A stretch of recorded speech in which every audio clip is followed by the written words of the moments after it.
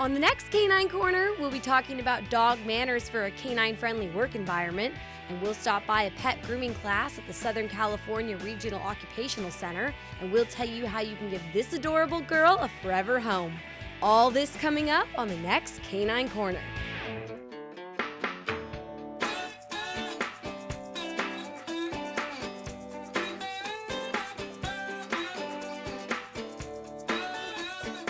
Hi there, I'm Riannon Trutanich, your host for Canine Corner, the show that your dog will give 2 paws up.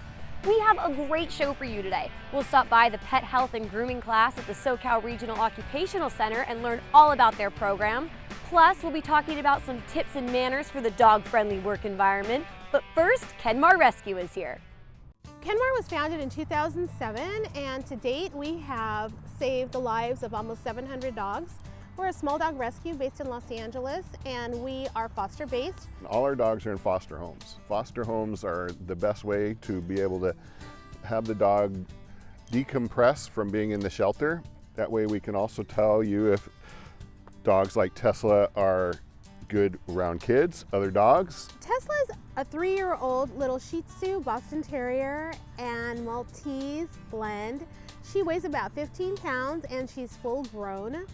She is a hypoallergenic breed blend, which means that she's low to no shedding. She's crate trained at night, and she gets along with dogs that are equal to or bigger than her size. Tesla would do really great with a family that likes to be active and will be able to take her out on walks, a family that has a backyard and has an athletic lifestyle. She enjoys being with family members and meeting new friends. She's very high energy. That's why we call her Tesla. If you are interested in fostering someone like Tesla or Tesla, please contact Maher Rescue.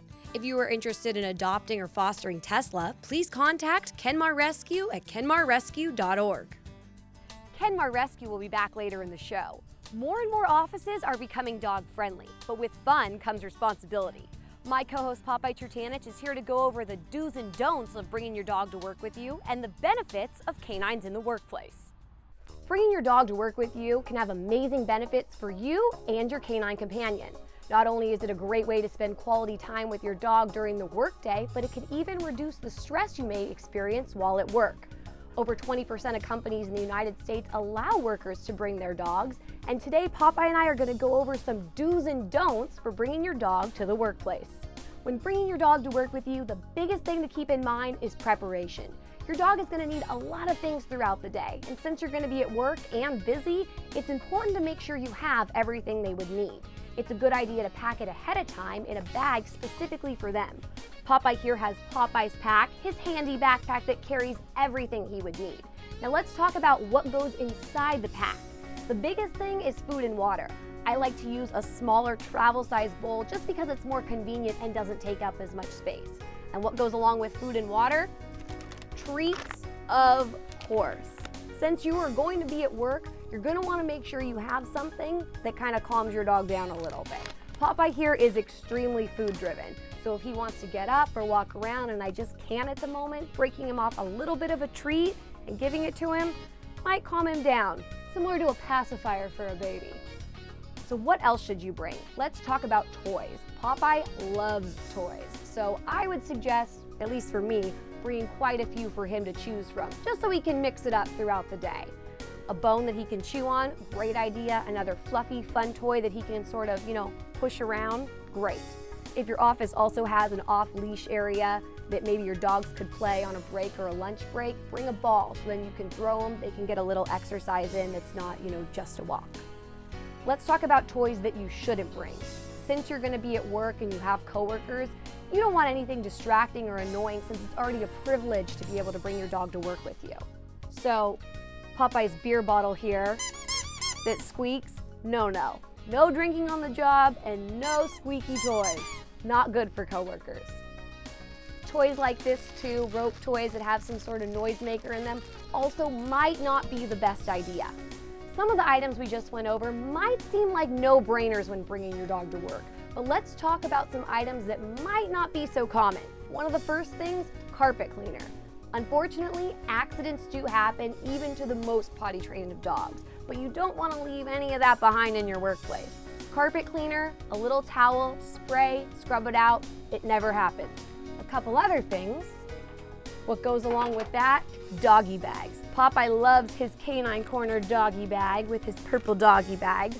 You have to take your dog out just like you do at home. So remember, going outside for a minute or two to walk around the building a couple times gives your dog the break they need to go to the restroom and to get a little exercise. So doggy bags must have. If you plan on bringing your dog to work with you a lot, it might be a good idea to keep some extra food in one of your drawers, just because if you happen to forget it, you don't want your dog going hungry all day, and you probably don't want to share your lunch with them. So, extra dog food. Now that you know what to bring for your dog for a day at the workplace, let's talk about how they should behave. It's a good idea to keep your dog next to you all day. You don't want them running around the office, so if they stay next to you on their own, perfect. I brought Popeye's favorite blanket because I know he will lay on top of that. If they don't stay next to you, it might be a good idea to get a baby gate to go across for your office door just to keep them in. You don't want them running around. Your coworkers might not like dogs, so just err on the side of caution. The next thing to remember is to take them out. Lunchtime is a great time to get a little bit of a longer walk, and that helps both of you, but you also want to remember to take them out throughout the day. You know their schedule, whether they're at home or you're at work, take them out. Just follow it. They love schedules, and it's perfect. The next thing to remember is to ask your boss. You don't want to just show up with your dog one day at work. Make sure that your office has a dog-friendly work environment before you bring your dog. It'll work out better for both of you. Sometimes new environments, like a workplace, can get your dog a little excited. So Jean Brusovich from Frankel Pet is here to talk to us about how to keep your dog calm in the workplace. If it's the first time you're bringing your dog to the office, you might want to set up a play date or a meet and greet with some other employees' dogs ahead of time, just so that they kind of get to know each other a little bit and maybe play so they're already friendly, because it's all going to be a new environment for them as well. You might want to exercise your dog before coming into the office, and by exercise I mean take them for a walk, 15-20 minute walk, just to get some of that excess energy out of them. As far as relaxing your dog, you're probably already doing some relaxation techniques that you're not aware of. Scratching the dog between the eyes, the area along their nose between the eyes, is an acupressure calming point, and that's very relaxing to dogs. A lot of dogs like that. Another one is if your dog, sometimes dogs back into you and they want to be scratched on their backside, that is also an acupressure calming point. So you could take a few minutes to do some slow circles or some slow scratching back there. That also helps calm them down. If you keep these tips in mind and prepare, you and your dog will have a fun and productive day at the office. Right, Popeye? Those were some great tips, and a big thank you to Jean for being on the show. We're going to take a short break, but don't go anywhere. There's much more when we come back. Welcome back to Canine Corner. I'm your host, Riannon Trutanich. The SoCal Regional Occupational Center has been offering training in a variety of skills and professions for nearly 50 years. Let's check out the Pet Health and Grooming class and learn about the course. The Pet Health and Grooming course at the SoCal Regional Occupational Center isn't your average class. The class is considered an intro class, or like a beginner's class to pet care. There are no books, chalkboards, or overhead projectors. Instead, the students are learning pet grooming with a hands-on approach. The regular grooming routine, anything that pertains to getting the dog groomed. The class builds on skills from week to week. We start out with the handling of the dogs. So because that's how it starts out. The dog doesn't know the person is about to work with on the dog. So you need to have that intro the right way. We start out from that how we start the class, and handling, then using the tools, how to use them, anything from brushing to clipping the hair. The students enjoy getting to learn the ins and outs of pet grooming. I know you guys are nearing the end of the semester. We are. So how's it been so far? It's been really fun. It's been really cool to be able to work with dogs and hands-on. You get to learn every single technique we use in the dog grooming salon, and we get to give them baths, we get to groom them, we get to clip them, and we get a little interesting dogs like that. And the Pet Health and Grooming class is one of many courses at the SoCal ROC. We're Southern California Regional Occupational Center. We were the first regional occupational center in the state of California, established back in 1967. We offer a variety of classes in 5 different sectors. The sectors include art and design, engineering and design, finance and business, health sciences, and public and consumer services. There's a wide range of things for students, high school and adult students, to participate in. Students can take multiple classes in the same field of study.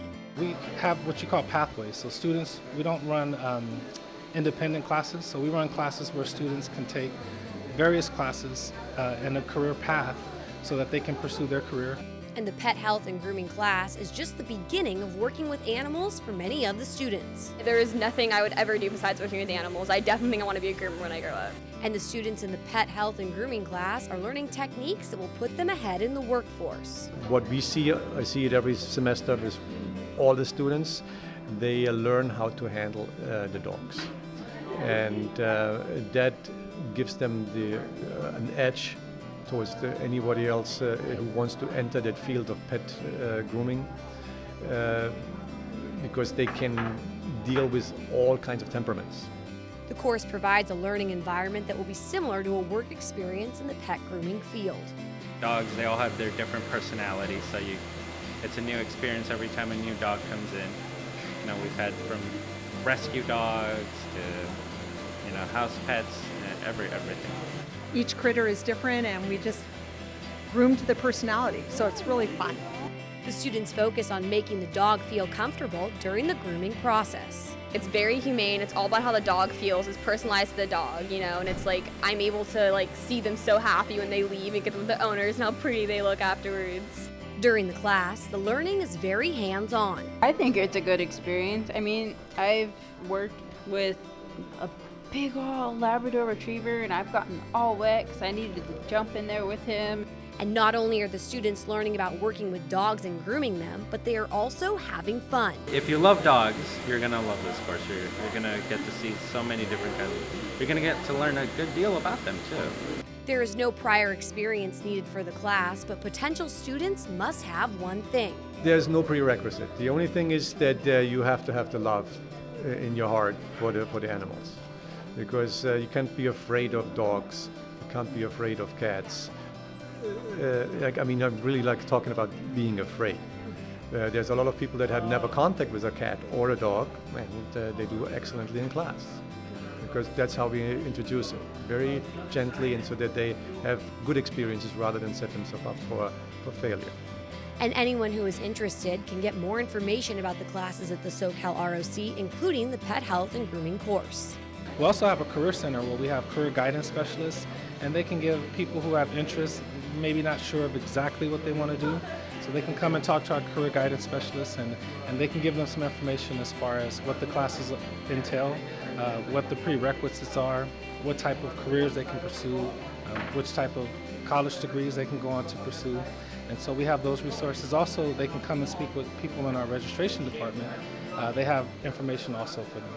If you would like more information about the Southern California Regional Occupational Center, please visit SoCalROC.com or call 310-224-4200. What a great class! Maher Rescue is back with us now for an adoption-themed Q&A. People can help out by fostering. That's our greatest need. If we can get foster parents to come in and foster a dog for 8 weeks, we provide everything from food, medical, toys, treats, and beds, and that way we can save lives together in the community.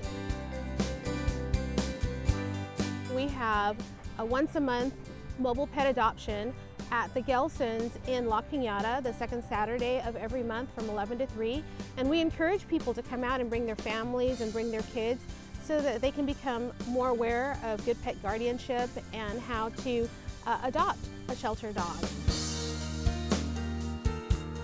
We also have an online Guardian Angel program that you can help by donating and sponsoring an orphan.